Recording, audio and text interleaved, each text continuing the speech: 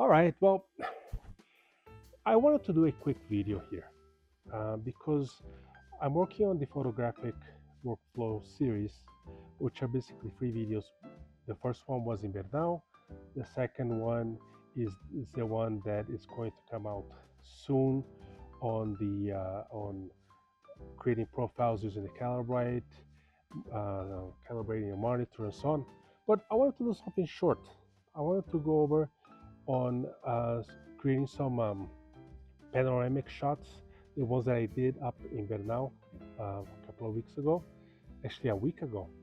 And I wanted to show you how to do pixel shift merging and creating the panoramic shots. So let's go into the intro, and after that, let's go directly to the computer and get to it. All right, have a good one.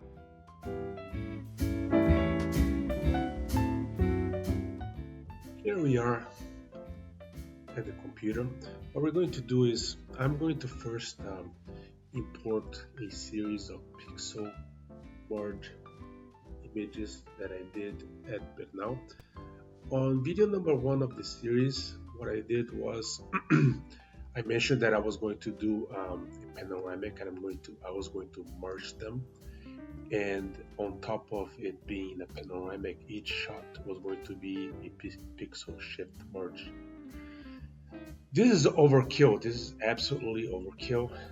The type of resolution that we're going to be getting is beyond anything necessary, even for to look at the monitor or printing or anything like that. All right, so this is what we're going to do. Let me show you with these. These right here are 32 images that are pixel. I'm going to pixel merge in a program. This is the panoramic that I wanted to use. There is the moon right there. Oh, the moon is also over here. Oh, interesting. Maybe I'll do this right here. All right, so I'm going to select these. First, I'm going to import this pixel shift images onto my hard drive. I put my hand there because it's a way for me to let me know in post-processing where a series starts and where it ends. All right, so I'm going to transfer them. What's the primary destination? Okay, 14. So start transfer.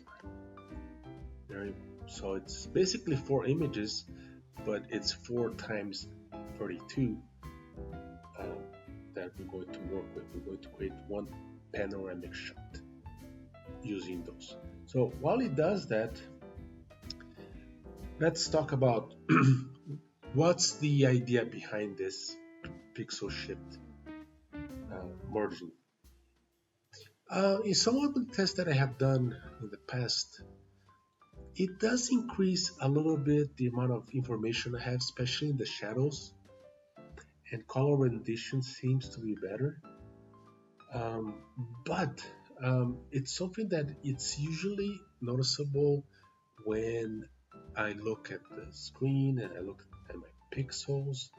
But when it comes down to the print itself, it's there. I know it's there, but to be honest, 24 megapixels sensor is plenty. It really is plenty for most. It can print A3 plus. I mean, honestly, it's very hard to be able to distinguish between the print differences between using this method. What we're going to end up with is going to be a huge file, and the reason I'm doing this is because I'm curious. I just want to see what kind of quality I can get. Yes, there's an improvement, but to be honest, the time it takes to do this and the fact that you're going to end up with a huge file might not be worth it. So, very well. So let me pause right now while it processes these images, and I'll be right back.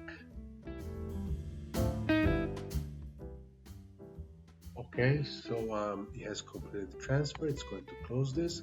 but I need the program again. I need to go back to the program to be able to do the pixel shift merging. All right, so here we are.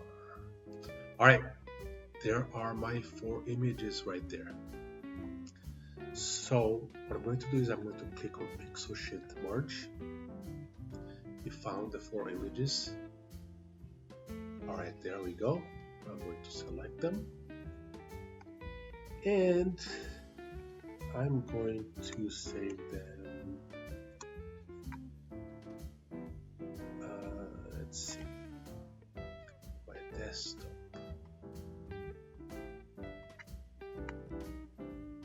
Create a new folder.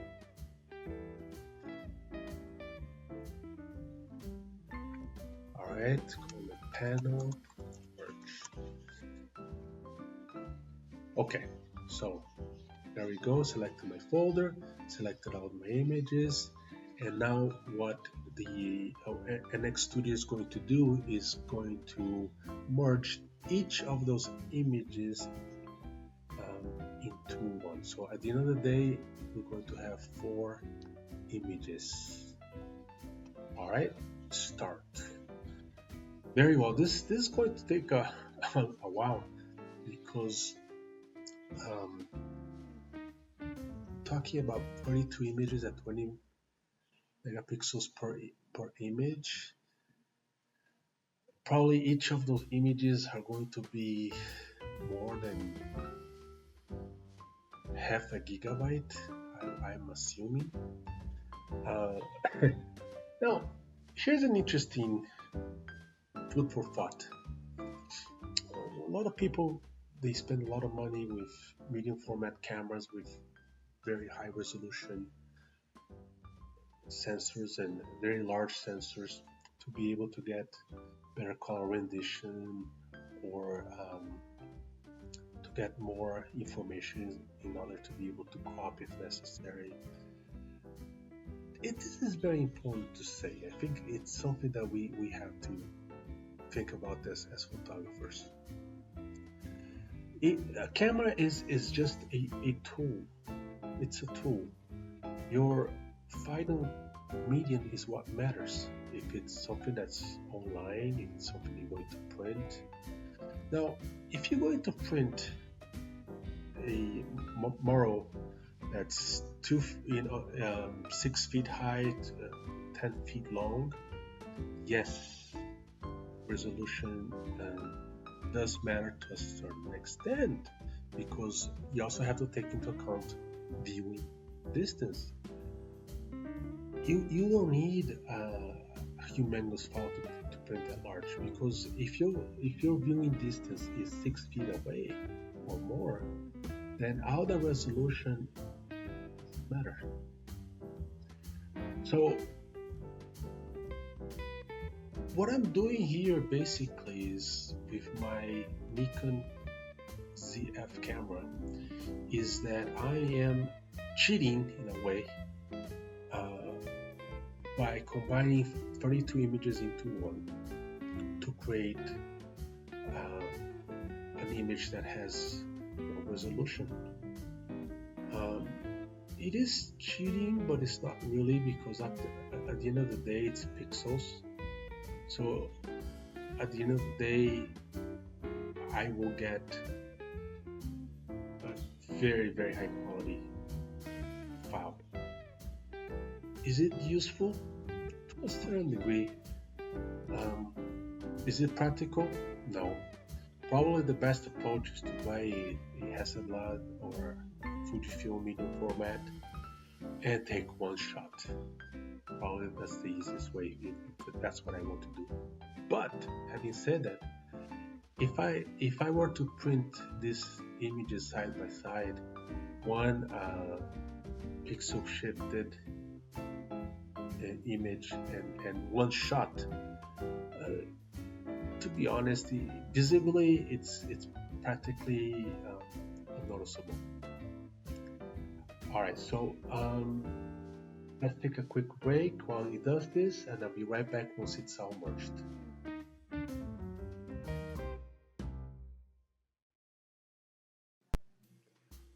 Okay, so it has finished merging the images. It took, wow, took more than 6 minutes. All right, so let me go open up Lightroom. There I have my folder right here in my desktop. So I'm curious how big the final image is going to be. Well, let's take a look at this while we wait for this to open. Here we are, desktop. Let's see how big this is.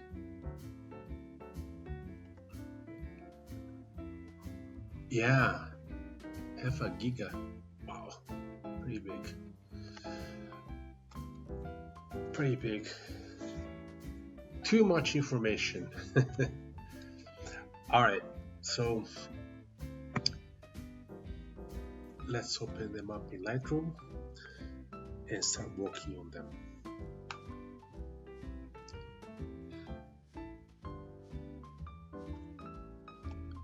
Close this. All right, so I'm going to import these new images, import photos and video. All right, I'm not interested in this right now. Thank you so much. So here I'm going to go to my desktop.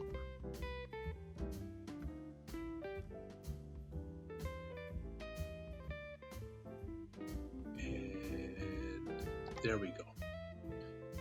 All right, and I'm going to ask to my collection, because I like to keep everything in the same place. All right, import. Very well. So this is going to take a little while, I think. It's what, 4 gigas? Oh, there we go. Wasn't that bad. Okay, so now that we have the 4 images, all right, let me put it as a library. Okay, develop. Well, the first thing I'm going to do is I'm going to apply my profile that I created, Bernal Daylight. All right, look at that. Become a little bit more vivid. Also, what I'm going to do is I'm going to increase a little bit more of the vibrance to bring a little bit of those warm colors of the rock and the green, and saturation just a little bit, not too much. I think it's exposure-wise, I think it's fine. Yeah, this is just huge. It's a huge file. All right, and then what I'm going to do is I'm going to set this as my reference photo because I made changes to the image itself, and select them all, and then I'm going to sync because I want the same white balance, exposure, and everything as my profile. Actually, before I do that, I didn't do color balance. At 8,600, that's pretty high. Wow.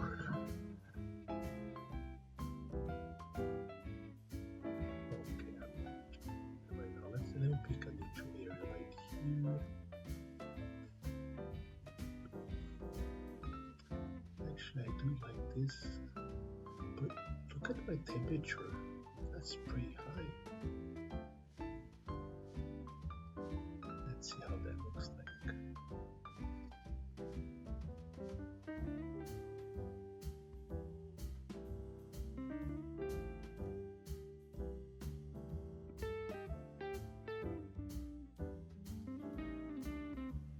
All right, so here I have my images. This is the first one. show you here on my library. All right, so what I'm going to do first is I'm going to apply my profile Bernal daylight image. Okay, and I'm going to increase the vibrance a little bit and set the saturation because I want those greens to pop a little bit out, a little bit more. Just a tad. I don't want to exaggerate too much. And then I'm going to apply the same settings to all of them. What I do is I right click and I set the first one as a reference photo that has my new profile, it has the adjustments that I made. And then I select the rest of them and I sync them. That's going to sync my white balance, my exposure, everything. Everything should be the same. I didn't make any changes. Alright, but the most important part is the profile and the white balance. So let's synchronize them. And right away we should be able to see, oh yeah, I can already see a difference in the colors.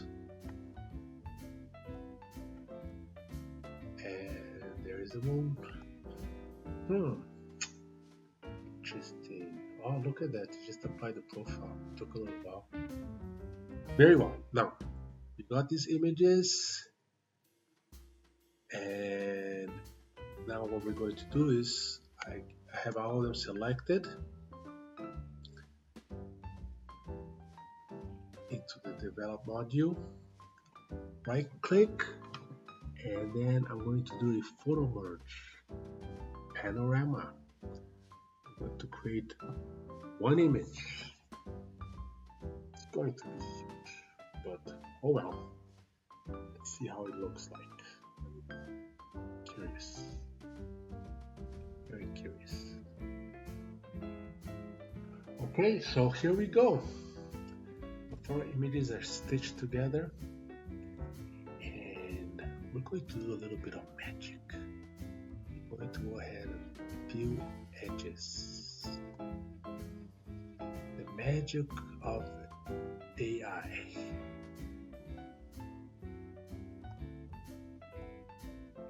Voila. That's a nice panel. Alright, we click merge.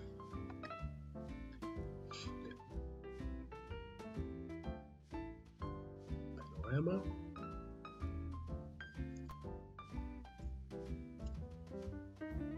So overkill. This is so overkill. 4 gigabyte image panel using pixel shifting. But if you don't use pixel shifting, you can still do the same procedure to create panoramic shots. I prefer Lightroom to do panel merges like this because I did a couple of them using Photoshop and it left some rubber stamp marks on especially on the blue sky that I don't like. So I've been using Lightroom to do this kind of merging, either panoramic or also when I create a larger image by shooting different sections of my scene, I choose to do it this way. Alright, so let's wait until it's done.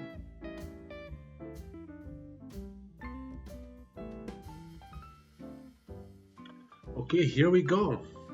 It has created my panoramic image right here. Now, I already applied the same profile and some minor adjustments as you saw. And now, how big is that thing? 34,000 pixels by 9,900. That's crazy. That's absolutely crazy. It's a DNG. Wow, this is insane, guys. Right. What I always like to do is I always like to save my images, my final images, Photoshop.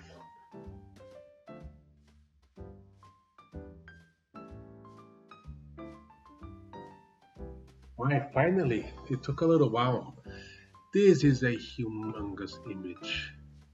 Let me see how big this thing is. Where is my image size?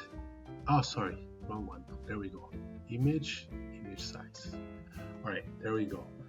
Oh yeah, this is tremendous. 1.9 gigabytes. Crazy. This is insane. Absolutely insane. Honestly, I like the way it turned out. I like the colors. I like the contrast. I wish there were more clouds in the sky, but that's the panorama that I have. See how my moon looks like. A little bit white out, but it doesn't really matter because it's, after all, the moon is quite small in this image. Alright, so I want to save this into my panels. I have a folder for all these panoramic shots in my external hard drive. Let's see, where is it?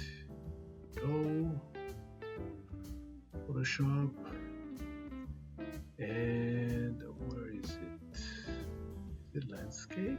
Yes, it's landscape. And I have some panoramas already that I did in the past. I'll set it right there. I'm going to call this now penalty. Make sure panoramic like that. Alright. I like IBM PC. Okay, so that's it, guys. That's how we can pixel merge images into one. And in this video we basically killed two birds with one stone, and I also showed you how to create panoramic shots in Lightroom and eventually transfer them into Photoshop. Thank you so much, guys. This is going to be a shorter video than usual, but I hope this is useful information. You can create beautiful images like this one. Eventually, I hope I'm going to print these. I think it's going to be very interesting to see how it turns out. To be honest, working with huge files like this is overkill, unnecessary, unpractical, but it was fun. It was a fun little experiment. If you haven't subscribed, please do so. It really helps the channel. It helps me for creating things like this that are useful for everybody and fun to watch. All right, have a great one, and happy shooting.